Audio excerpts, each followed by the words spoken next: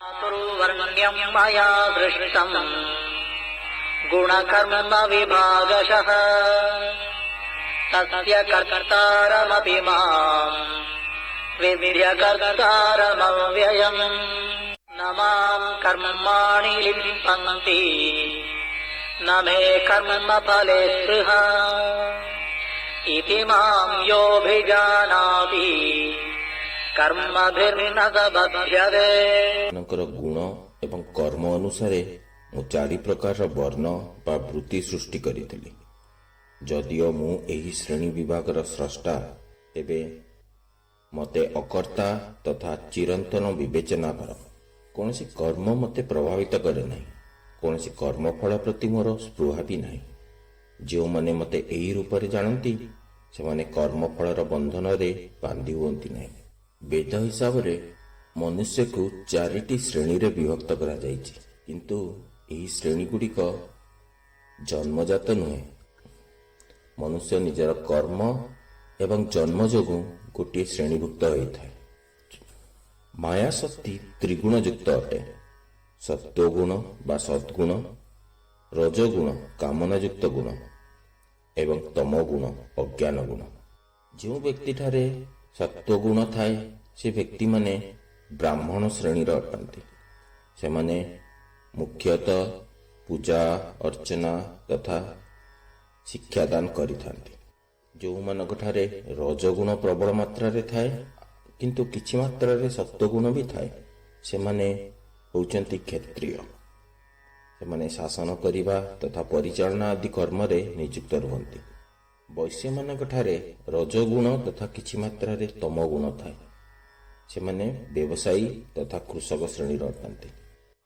ଶୂଦ୍ରମାନଙ୍କଠାରେ ଅଜ୍ଞାନତାର ଗୁଣ ଅଧିକ ଥାଏ ଓ ସେମାନେ ଶ୍ରମିକ ଶ୍ରେଣୀର ଅଟନ୍ତି। ତମର ଗୁଣ ଆଉ କର୍ମ ହିଁ ତମକୁ କେଉଁ ଶ୍ରେଣୀର ମାନବ ବନେଇବ। ଯେଉଁମାନେ ଭଗବତ ଚିନ୍ତାରେ ଲିପ୍ତ ରୁହନ୍ତି ଆଉ ଜ୍ଞାନ ରୂପୀ ଆଲୋକ ସଂସାରକୁ ପ୍ରଦାନ କରନ୍ତି, ସେମାନେ ସତ୍ୱଗୁଣଧାରୀ। ସେମାନେ ସର୍ବଦା ବ୍ରାହ୍ମଣ। ବ୍ରହ୍ମ ଜାନତି ଇତି ବ୍ରାହ୍ମଣ। ବ୍ରହ୍ମକୁ ଯିଏ ଚିହ୍ନିଛି ସେହି ବ୍ରାହ୍ମଣ। ଓଡ଼ିଆ ଇତିହାସରେ ବହୁତ ଜାଣିଥିବ, ଜଗନ୍ନାଥଙ୍କର ବହୁତ ଭକ୍ତ ଅଛନ୍ତି। ମୋତେ କହିବାକୁ ସବୁବେଳେ ଖୁସି ଲାଗେ, ବାରମ୍ବାର ବି କହେ ସାଙ୍ଗମାନଙ୍କ ଭିତରେ। ଜନ୍ମରୁ ହେଇଥିବା ବ୍ରାହ୍ମଣମାନଙ୍କ ଠାରୁ ଜନ୍ମରୁ ନ ହେଇଥିବା ବ୍ରାହ୍ମଣମାନେ ଜଗନ୍ନାଥଙ୍କର ଅତି ପ୍ରିୟ ଭକ୍ତ। ସେ ଭକ୍ତ ଶାଲବେଗ ହୁଅନ୍ତୁ, ସିଏ ଦାସିଆ ବାଉରୀ ହଉ, ସମସ୍ତେ ଜନ୍ମରୁ ବ୍ରାହ୍ମଣ ନଥିଲେ, କିନ୍ତୁ ସେମାନଙ୍କର ଗୁଣ ଆଉ କର୍ମରୁ ସେମାନେ ବ୍ରାହ୍ମଣ ଥିଲେ। ସେହିପରି ଯେତେବେଳେ ଯାହାଠାରେ ତମ ଗୁଣ ବେଶୀ ହୋଇଯାଏ, ସିଏ ନିମ୍ନ ସ୍ତରର ମାନବ କୁହାଯାଏ। ଏଠି ତମ ଗୁଣ ହେଉଛି ଅଜ୍ଞାନର ଗୁଣ। ଗୋଟିଏ ଛୋଟ ଉଦାହରଣ ନେବା। ଆମେ ଖାଉଥିବା ଖାଦ୍ୟ, ଆମେ ଯଦି ସାତ୍ୱିକ ଭୋଜନ କରିବା, ସିମ୍ପଲ ଫୁଡ, ତାହେଲେ ଆମ ଭିତରେ ସତ୍ୱ ଗୁଣ ବେଶୀଠୁ ବେଶୀ ଜାଗୃତ ହେବ। ମନ ନିର୍ମଳ ରହିବ ଆଉ ଭଗବତ ପ୍ରେମ ଆମ ଭିତରେ ବଢ଼ି ବଢ଼ି ଚାଲିବ। ଆମେ ଯେତେବେଳେ ଭଲ ମସାଲେଦାର ସବୁବେଳେ ଖାଇବା, ଆମ ଭିତରେ ରଜଗୁଣ ସୃଷ୍ଟି ହେବ, କାରଣ ଏହା ଆମର ଜିହ୍ବାକୁ ଲାଳାୟିତ କରିବ ଆଉ ଆଠୁ ଆହୁରି ଭଲ ଖାଇବାକୁ ଆମକୁ ଇଚ୍ଛା ହେବ।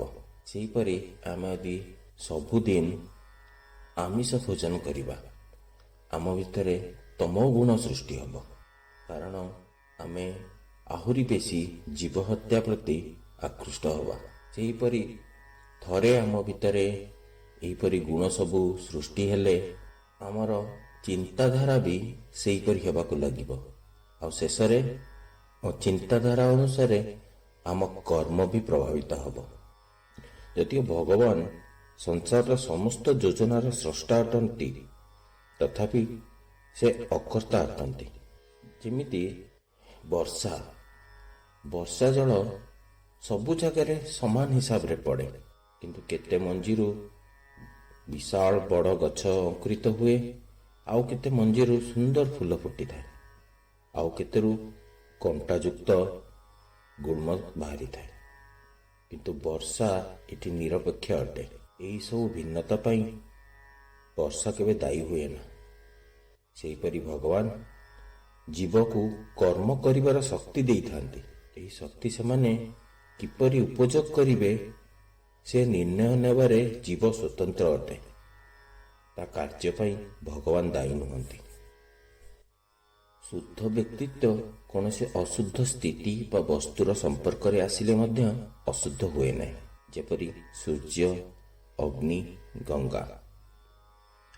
ଅବର୍ଜନାପୂର୍ଣ୍ଣ ଗୋଟିଏ ଗାତ ଉପରେ ସୂର୍ଯ୍ୟ କିରଣ ପଡ଼ିଲେ ସୂର୍ଯ୍ୟ ଅଶୁଦ୍ଧ ହୁଅନ୍ତି ନାହିଁ। ସୂର୍ଯ୍ୟ ତାଙ୍କର ଶୁଦ୍ଧତା ରକ୍ଷା କରିବା ସହିତ ଅବର୍ଜନାପୂର୍ଣ୍ଣ ଖାଲକୁ ମଧ୍ୟ ଶୁଦ୍ଧ କରିଦିଅନ୍ତି।